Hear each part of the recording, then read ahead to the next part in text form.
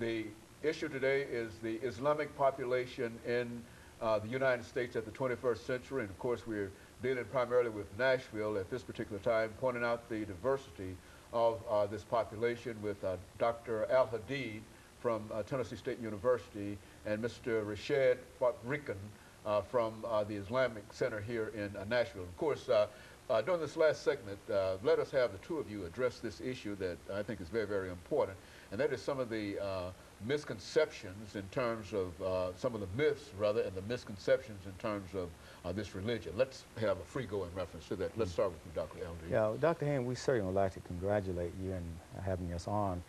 And it could not have come at a better time, because at this very hour, this very time, there's a program on public television called America at the Crossroads. And they're presenting their version of Islam, so you're giving us an opportunity to present an Islamic perspective on that. And well, I think the audience needs to understand that Islam is one of the Abrahamic religions. We believe in monotheism.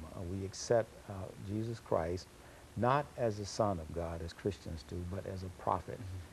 We are obligated to study the Old Testament that Moses brought. We're obligated to study the New Testament, and we cannot be a complete Muslim. Our holy book is the Holy Quran, and in the Holy Quran you will find teachings on Moses and Jesus and so forth. Now, there are some myths out there that we probably want to comment on, and we share that catalog of myths. There are many. First of all, there are two worlds here. One is the perception of Muslim before 9/11, and then the perception of Muslim after 9/11. Okay. So on this side of 9/11, I think that's where these stereotypes and myths have been intensified. First of all, I think we should know that Islam is not an Arab religion. Our language is Arabic because our prophet was an Arab, peace and blessing be upon him, and it was revealed in that language. But Arabs are in the minority in this religion. They're a very small group, and primarily in North Africa and the Arabian Peninsula. The largest population of Muslims are actually in Indonesia. There are maybe 200 million Muslims, you know, in Indonesia. And in terms of the way things are going now, when we look at the news today, you see what's going on in Baghdad, you see what's going on in Afghanistan, and that is not the true face of Islam. These are people that are dealing with a land that is occupied, and like any other people, they are dealing with occupation the same way that America dealt with the 13 colonies in 1776, you know. And I think people need to understand it, you know, in that context. Another stereotype about Muslims is that we oppress women because of the way of Muslim women dress. Some wear the veil, some wear the hijab, the headscarf. And it's not the oppression of women, it's an act of modesty. That's a part of our culture.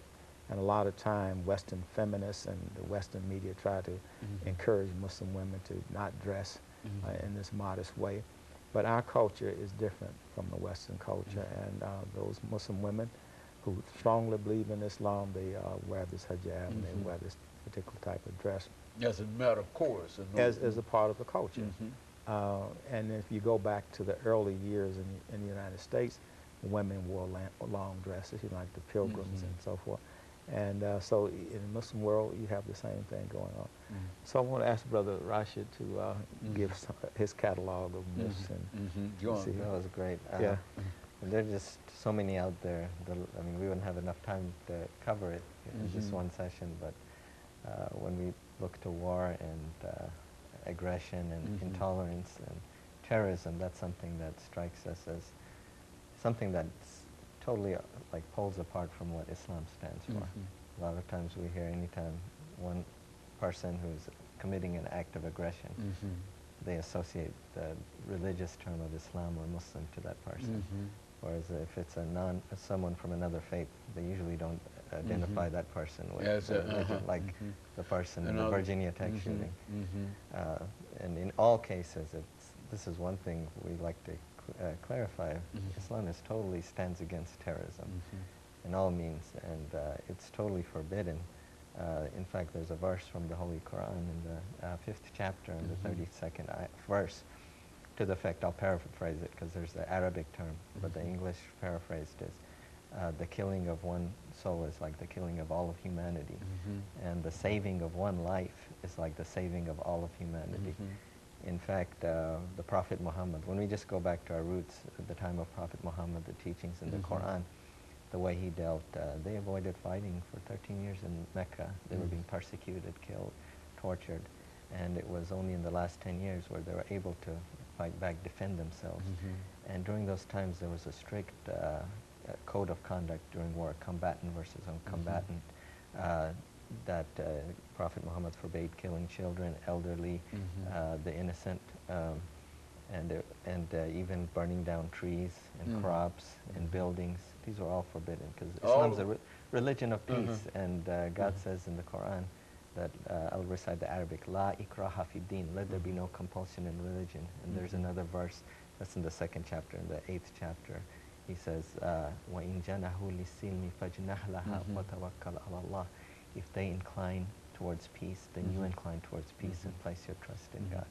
So in terms of terrorism, Islam forbids even harming an innocent soul.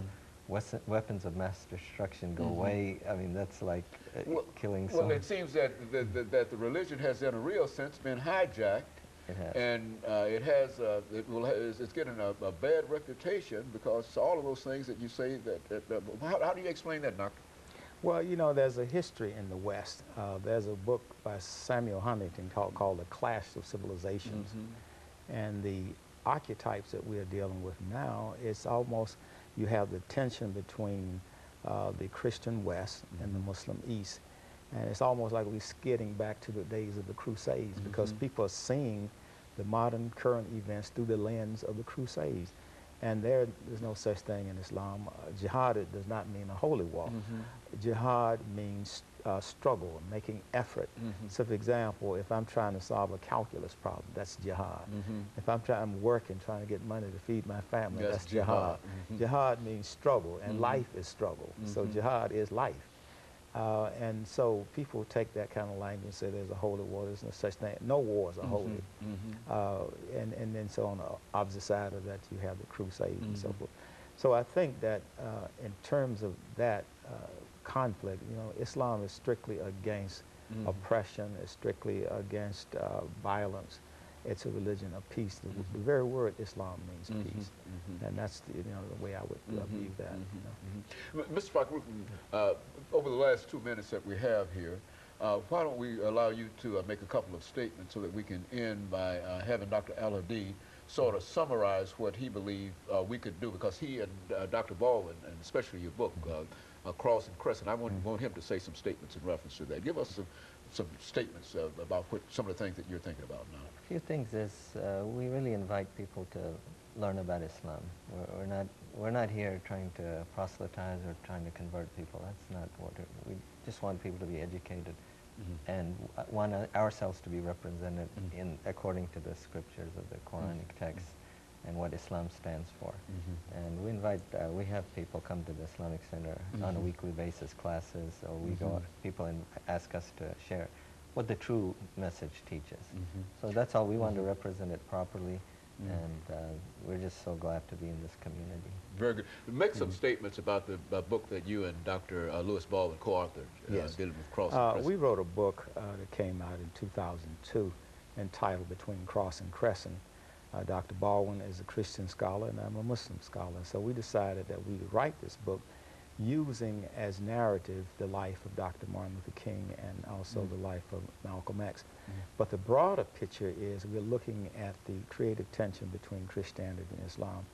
And the main thing that we have come to understand after having written this book is that we need interfaith dialogue now more than ever. You know, the 20th century, as Du Bois said, was about the color line. So we had a lot of conversations about race. In the 21st century, I think we need to have some principled dialogue about religion, because the 21st century will be the dialectics of religion. And we need to become more tolerant and more understanding of each other. And the more we can come together and have these conversations, the less there will be a need for political conflict or military conflict. Very good. And of course, over the last 30 seconds that we have here, Dr. Al-Hadid and Mr. Fakhruddin, let us thank the two of you for coming by and giving us that excellent information. While we were unable to perhaps cover all of the myths and misunderstandings and misconceptions, we do feel that we gave a fairly good idea in terms of the difference between the religion that you're practicing now and the difference between the kind of religion that we see on our televisions late in the afternoon. And of course, we want to thank you for that. And let us also encourage our audience to tune in again next week for another informative edition of Comments. Thank you and good morning.